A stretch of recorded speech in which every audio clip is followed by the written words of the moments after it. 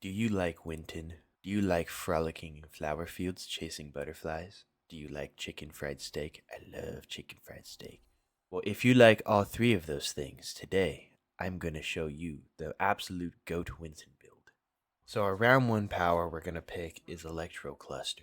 We aren't running a weapon power build, but I generally like to pick powers that will give me the most stadium cash in the early game. Extra range, more damage, more stadium cash. Your round 1 perks are really going to be up to you, but with a build that goes so wide like Winton, I generally would like to go for a little bit of lifesteal. So in this game we're going to go ability lifesteal, weapon lifesteal, and to feel on theme with the monkey, I'm going to do the punch one. Whenever I punch the opposition, I gain 25 health. Round 1 we're going to be playing Redwood Dam, which is a very awesome map for our favorite gorilla. One of my biggest tips for anybody getting into Winton is to immediately get the high ground.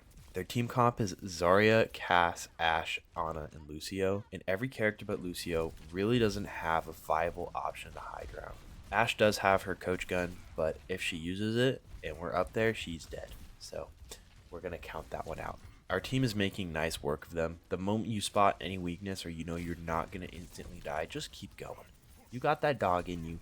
I know you want to keep jumping. Have fun with it. We make very quick work of this team in round 1, so I might be skipping around a little bit because we ended up smooching their spawn door and licking their doormat. Just gave it a solid But, God forbid, they do end up winning one team fight on Redwood Dam because they can be invulnerable in their spawn. So when they come back, I do go back onto the rooftop and they cannot touch me. I jump on this Ashe and she's looking around for me like, oh. And then I bubble a little late. I don't bubble right when I'm in the enemy team because none of them see me, so that would be wasted value. And our job here is mainly just to pull away for our soldier and our reaper, and they make quick work of the whole enemy team. They use so much utility. They use bubbles. I believe they used a nade. Lucio crossfade. So by the time our DPS get to their front line, they are just in shambles. But anyways, that was about the last fight. We come out with the dub. So coming into round 2, we have over 20k stadium cash. This Winston build, I always joke around that it always comes in second place. The only person that's going to get more cash than you are the supports that are saving your butt cheeks. I do tend to have that dog in me, so sometimes I just kind of send it on Winston. Diving in and rotating your cooldowns to me at least has more value than sitting back like a bitch. But round 2 we're going to Oasis Gardens, and our second power that we're going to do is Tesla Field. This will deal damage, 40 damage, ability damage, inside your barrier projector every second. Now here comes the important build items. First, you're going to get Ironclad Exhaust Ports. 5% ability cooldown, and when you use an ability, gain 25 overhealth. It looks small in Winston, but it's actually very effective. You're going to have a lot of damage mitigated. Number 2 you're going to get is Multi-Tool. That one is a 10% ability power, which we don't care about, and 5% ability cooldown. Our goal is to get our jump as fast as possible. Our third ability, which is actually the first one we picked, but I missed it in editing, is the most important one. It's the one I was looking for. This blue item is the most OP blue item in the game. I swear to God. It's called Zero Jisoo. It gives you a 5% ability cooldown. So now we're at 15%, which is big on a small cooldown. We're going to about 3.5 seconds at this point. And it has a little bit of move speed. That's cool. And whenever we jump, after like a regular jump, just a normal press spacebar, after we do our launch, we get 50% movement speed, which will enable us to absolutely run down anything we want in the game. So now you guys are kind of getting to the theme of the build. We jump in, we spacebar, 50% movement for 2 seconds, 2 out of the 3.5 seconds.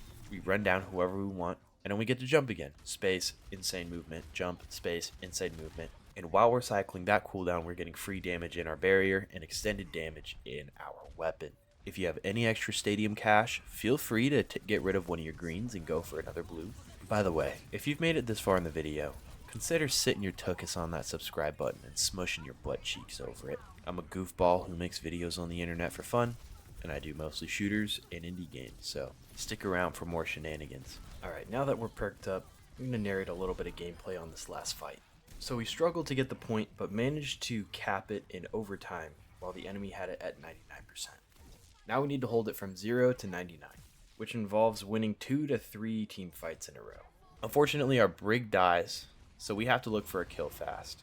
Their cast takes the scenic route, going on the bounce pads in the back, which is fine by me because that means I can put immediate pressure on an isolated character.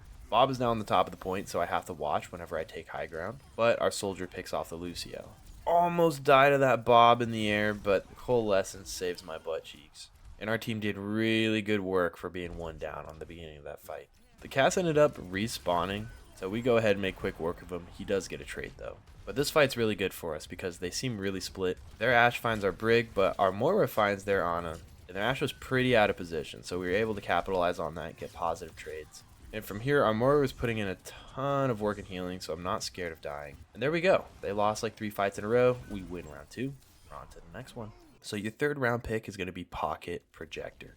Now, just like all the other things I have in my pocket, this is going to be not quite like the real deal, but your barrier is going to be at 5% health. Now, we choose to get the Pocket Projector in round 3 because there is a purple survival item that will give it 300 additional health. And with the additional 10,000 stadium cash, we get Martian Mender. This gives us an additional 10% ability cooldown, which is massive. We get more jumps. But on top of that, we heal 3% of our life every 1 second. Normally, this isn't the most insane in a team fight. 3% healing is consistent health over time, but maybe not the burst healing you need when you find yourself in a pinch. But with our Winston abilities, we have 2 massive shields that create an amazing buffer for us to regain free health. We are going to bounce on it crazy style. Putting this amount of pressure on the enemy team leaves so much room for your DPS to just do their thing. The Zarya's pushed up, and the Ana and the Ashe are completely alone, so we're going to sit on their face. 3 squishies, 1 gorilla. It sounds like a video I've seen recently. The Ana nades us, but it really doesn't matter because we have barrier. We use our movement speed to wrap around, and we immediately go high knowing our barrier is going to respawn in like 2 seconds. We use barrier to cut off healing to the cast, and this forces utility out of Lucio. I'm constantly burning from the Ashe, but it doesn't matter because I have Martian Mender. And the nice part about this build is as fast as you want to go, you also have 1 more get out of jail free card with your ultimate. So I don't usually use it to get kills. I just use it to have a good time. We're 2 picks down, but even though this is a 3v5, they're not really pushing the cart. They're trying to stall ours. This gives us plenty of time to just come up with some crazy shenanigans, because every second they don't engage us is value they are not putting on the objective. We decide to engage this nanoed Ashe, and she actually almost kills us. So we just stall it out with Martian Mender in our dome, hit her with a good old 1-2, come back in the dome for natural cover, avoid the burn, and break her vajankles like a fucking pro. Our cart's almost at the finish line, and they haven't reached the door yet, so this is probably 2-3 fight territory. So I do take the L ski. But because my team regroups nicely and our Moira just gets free value in eliminations, my team ends up winning this one out without my help. Cast high noons and I bubble myself up to cover my butt cheeks. But unfortunately, the Lucio actually hits his B inside my barrier, and it does not go to anybody else on his team. That probably cost him this 3rd round.